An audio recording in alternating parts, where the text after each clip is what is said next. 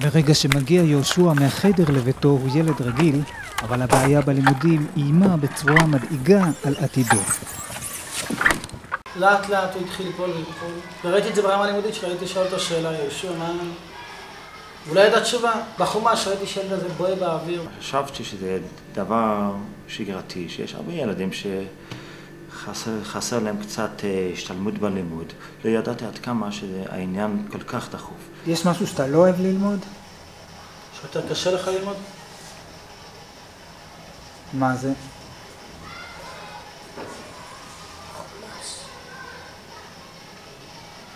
התקשרו אלינו מהתלמוד תורה, הם רוצים לסלק אותו, כי לא מתאים למסגרת. ילד כזה או ילדים כמוהו, מה קורה איתם הלאה בחיים? ילד יודע, הוא מרגיש, אני לא כמו כולם, וילד מרגיש את זה. ואז מה קורה איתו בהמשך? צריך הרבה תפילות בשביל שיצליח. יהושע החל ללמוד אצל מטפלת מומחית, וחייו השתנו מיד. ממש לא יאומן עד כמה שהוא כל הקושי שהיה, היא הצליחה בעזרת השם, הכל ממש הילד התקדם בלימודים מאוד מאוד יפה.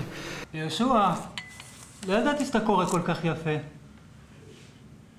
כל הכבוד.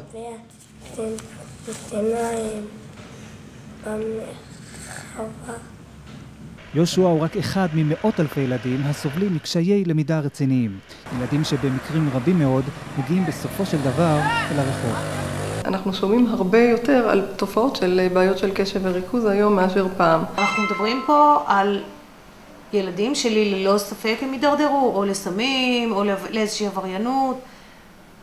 המחקרים מראים, אנשים שיושבים בכלא זה אנשים שלא טופלו בעבר, עם בעיות קשב וריכוז.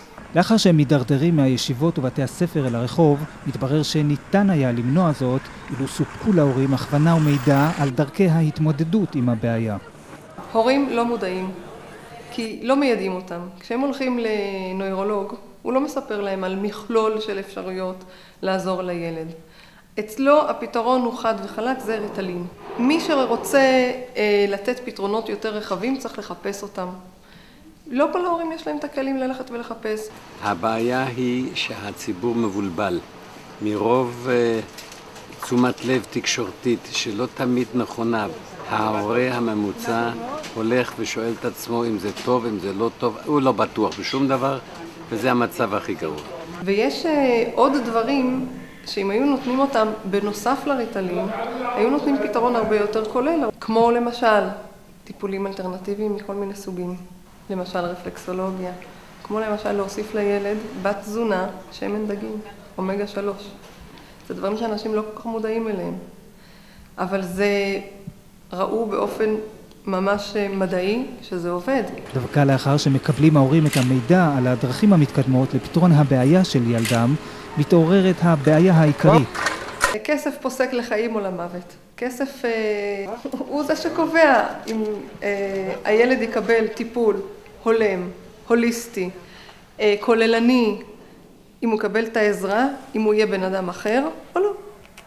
והדברים האלה מאוד כאובים, כי כן, כסף בסוף קובע את הכל. ההורים אומרים, אין, כבר ניסיתי לקצץ פה מהאוכל ושם מהאוכל, אבל אין לי כבר מאיפה להוסיף את זה. נכון, מאוד כואב לי על הילד שלי, אבל אין לי מה לעשות.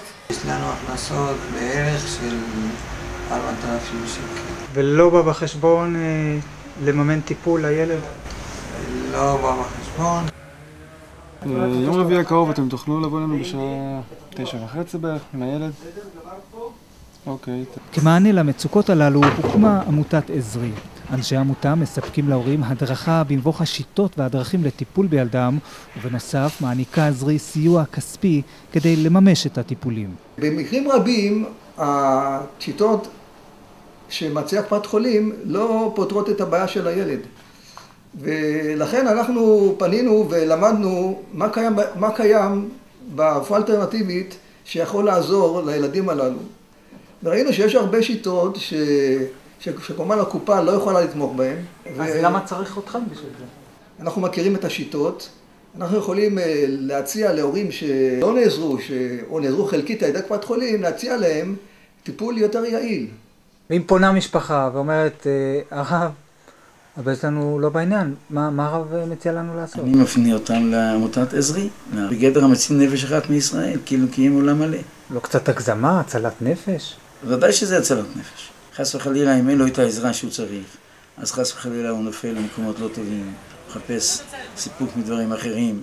ודאי שזה הצלת נפש. אנחנו מציידים את ההורים בטופס שהם צריכים למלא על המצב הכלכלי של המשפחה. הטופס הזה עובר לצוות של ארגון, והצוות הזה מחליט האם המשפחה עונה לקריטריונים של זכאות לקבל תמיכה כלכלית בטיפול. אתה עזרת לילד, עזרת למערכת, עזרת להורים, עזרת למשפחה, עזרת לאחים. כל הסובבים את הילד, הילד עצמו וכל הסובבים אותו מקבלים מענה.